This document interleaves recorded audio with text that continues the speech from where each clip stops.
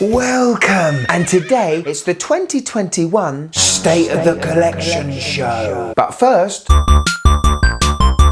today's shot comes from our Watch on Life. This is a superbly framed shot of the CFX 200. Look at that. Proper early 80s calculator watch. He had me hooked in with all the blue that's going on in that picture anyway. But look how many buttons there are on the side of the case. No wonder Casio simplified it when they got down to the CA53W. But what a special piece to own. Thanks for tagging me in, my friend. It's much appreciated. If you'd like to be on the next Casio Corner, all you gotta do, find me on Instagram here and tag me in on one of your Casio posts. Who knows? Next time, the star of the show could be you.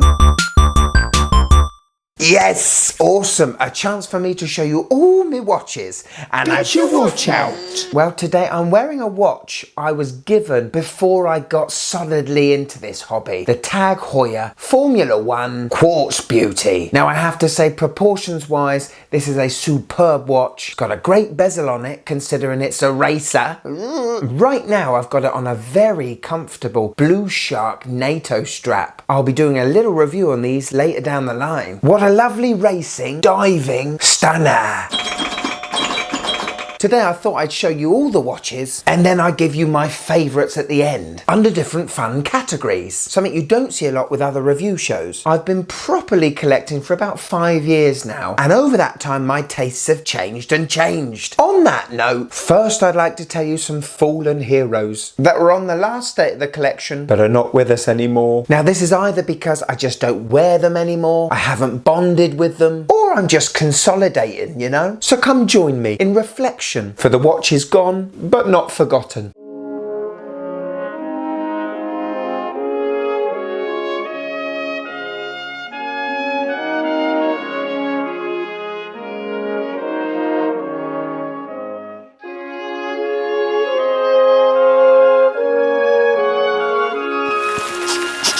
No, I'm happy they're gone. They've gone to owners that are gonna wear them, gonna love them. Plus it gave me a kitty to buy some more watches. Okay, are you ready? Let's go! Now the one watch I forgot to put in the filming with the collection is my new favourite Casio, the G-Shock 5610. It was hiding somewhere, I don't know where it was. But this is a solar powered, tough, 200-metre water resistant watch that starred in the recent zombie apocalypse show. Suffice it to say, I survived and so did the watch.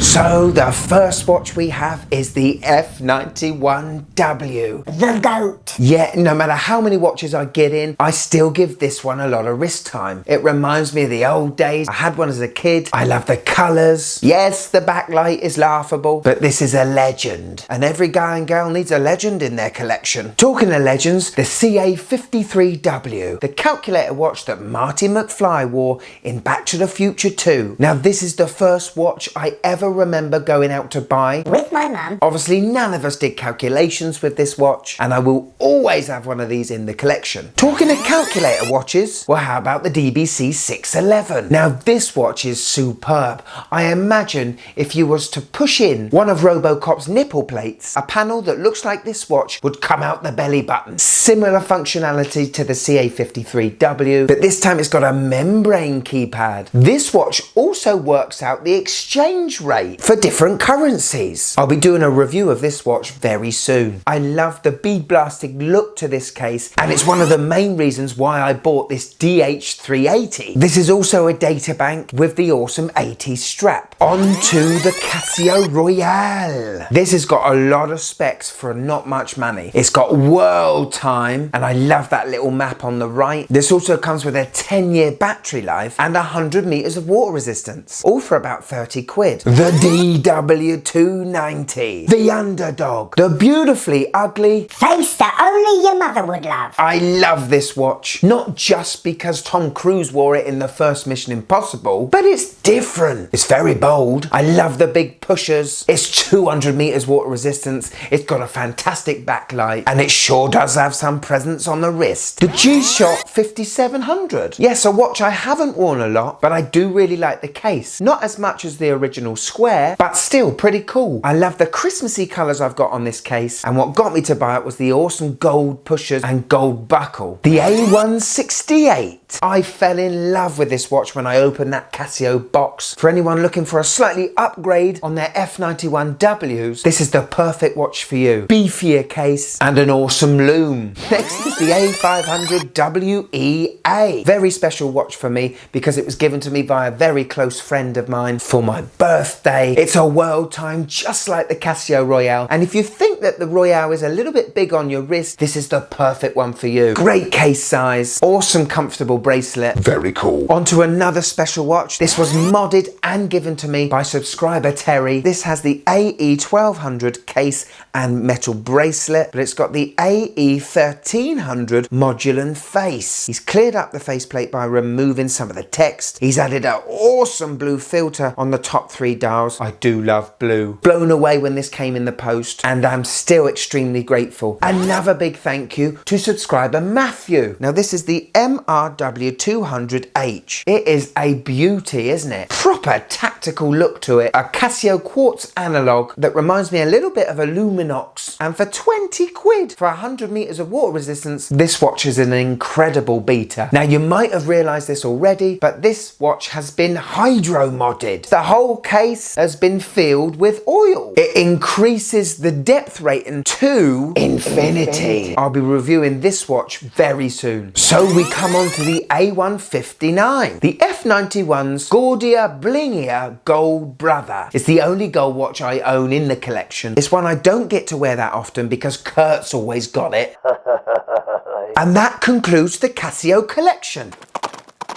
So first, the SEIKO ARNIE reissue SNJ025. This watch is big, bold, it's rough, it's tough. It's a reissue of the watch Arnie wore in Predator. Now yes, it's the biggest watch I own. I don't own another Annie Digi watch, and the tuner style case is a very iconic looking design. It came with a silicone strap, which is so comfortable. I love these SEIKO straps. Very proud to own one of these. The bezel's awesome on them. Can't recommend them enough. So the SKX009, the first watch I bought when I wanted to really seriously get into this hobby. This watch is an absolute legend, discontinued now, but it was the perfect gateway watch starting this journey. I always wanted a Pepsi bezeled watch as a kid, possibly because it reminded me of Optimus Prime, but I love this cushion style case. It's a true icon, a watch I'll always have in the collection, and I'm on the lookout for a 007, if you know anyone selling one. Yes, the next one is the 013, the do-it-all watch. I love the size of this one, especially on my wrist. It's great for wearing with my job as a tennis coach, and I would have no problems dressing this up with a leather strap, or currently this awesome NDC Tactical Stealth NATO.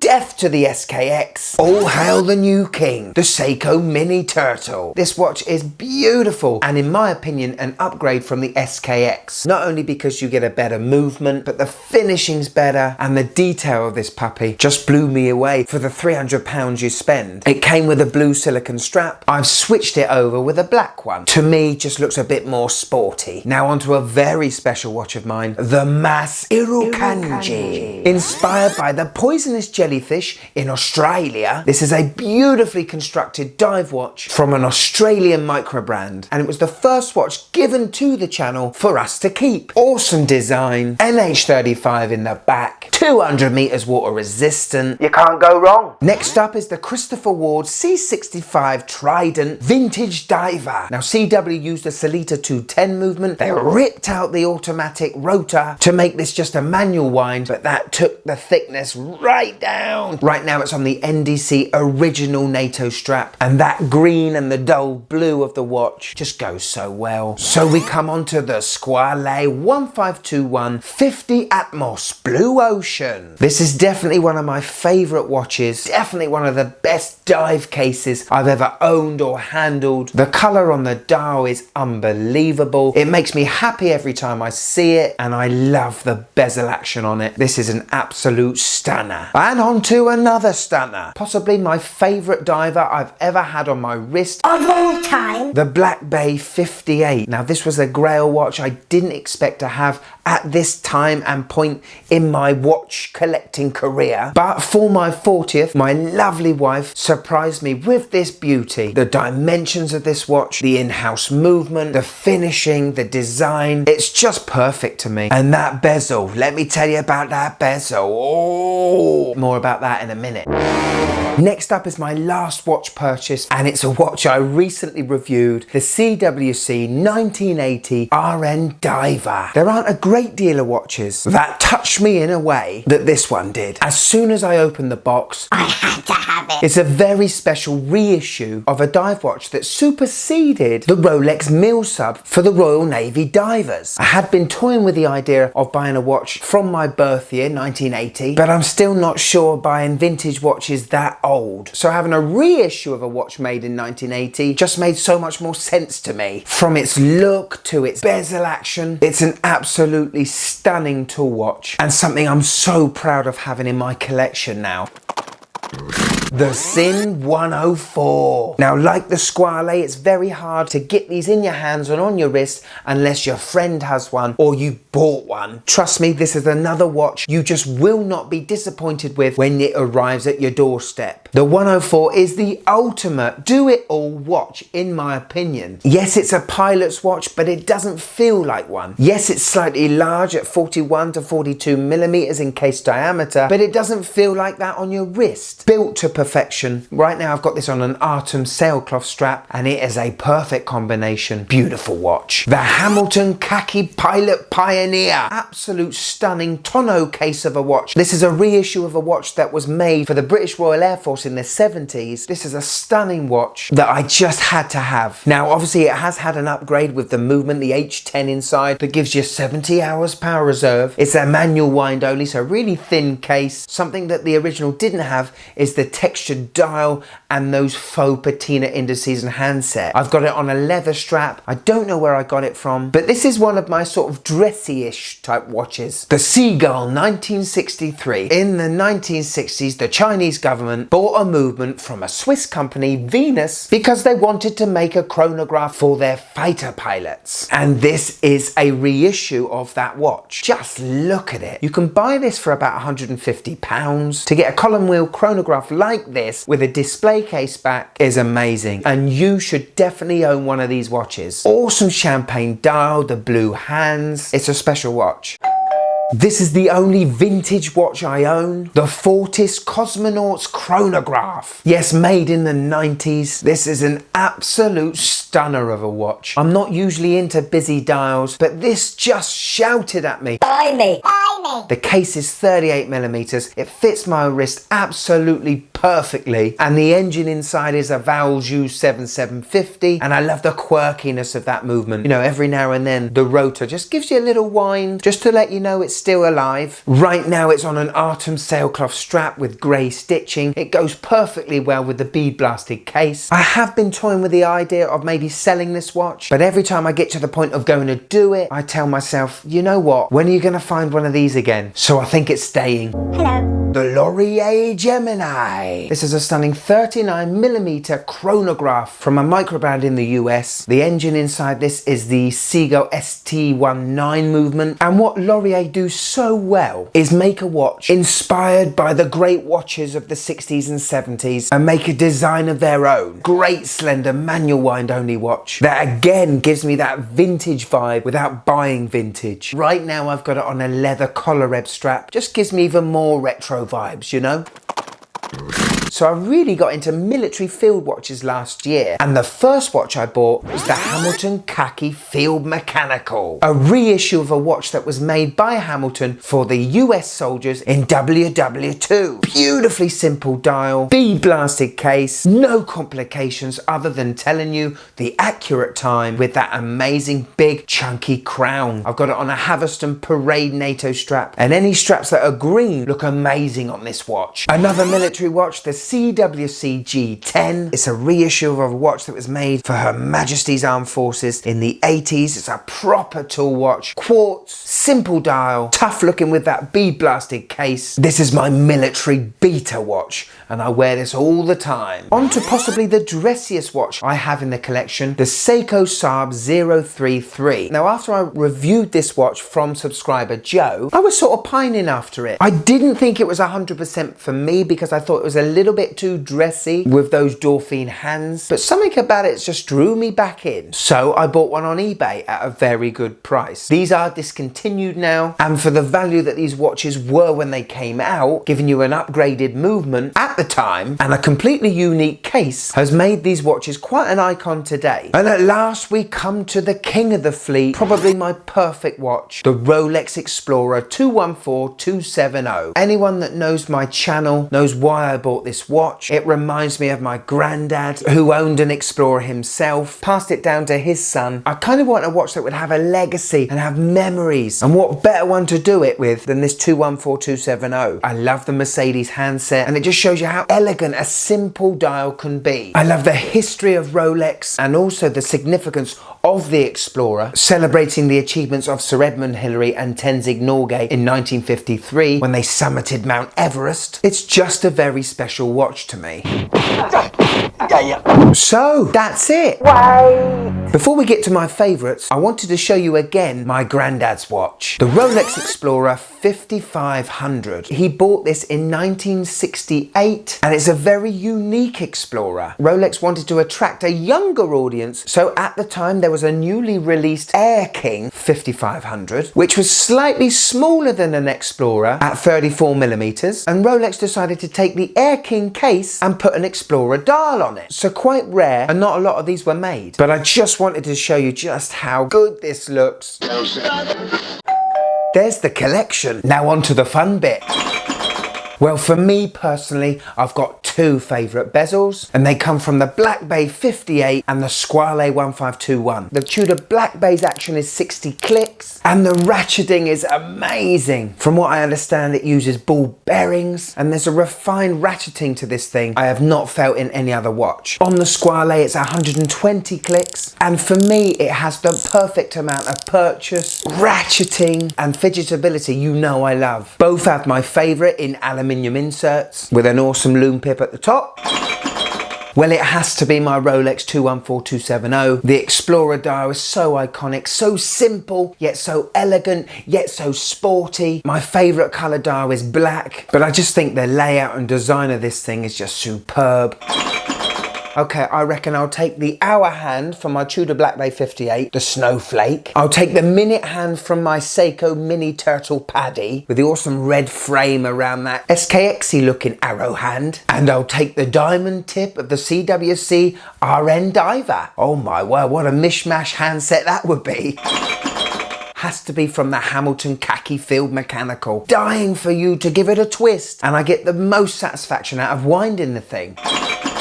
The watch I'm finding myself wearing most of all at the minute is my SINN 104. I love its tooly looking aesthetics, design is incredible, legibility is superb, and I just feel empowered every time I put it on. Three favourites. One, the chroma light on my Rolex Explorer. Nothing has the glowing colour quite like that. The watch that shines the brightest has to be my Mini Turtle. Obviously it's using the amazing SEIKO Lume Bright technology, and because the markers and handset are so chunky, this thing absolutely smashes Lume at me. Also a special mention to the CWC Diver, really bright, and it's only one of two watches I have that has Lume in the bezel insert. Well, I've got two. I just don't wear them enough. And I find if I'm not wearing them, then I'm possibly not bonding with them as much as I hoped. And they are the SEIKO SARB 033 and the Laurier Gemini. Both amazing watches, but I do feel that they have quite a dressy look to them. That may be the reason why I don't wear them a lot, and they just stay in the watch box.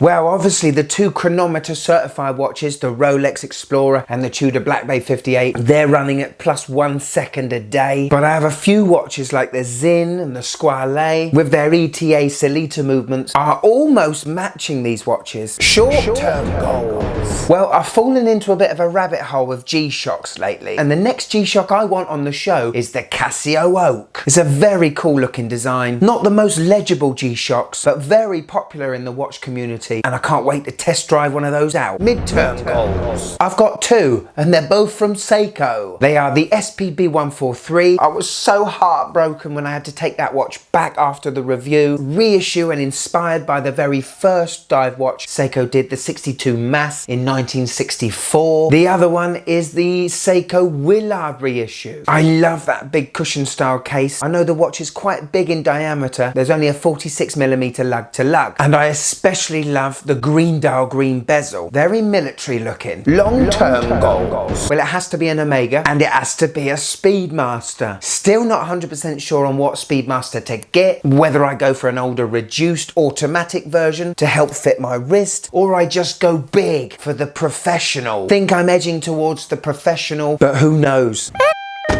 Like I said at the start, most of these watches I've reviewed and given them their own shows. Please take a look in the description below. Let's see what 2022 brings to the watch collection, huh? From me, the Mad Watch Collector, I'll see you in a tick, tick, tick, a tick.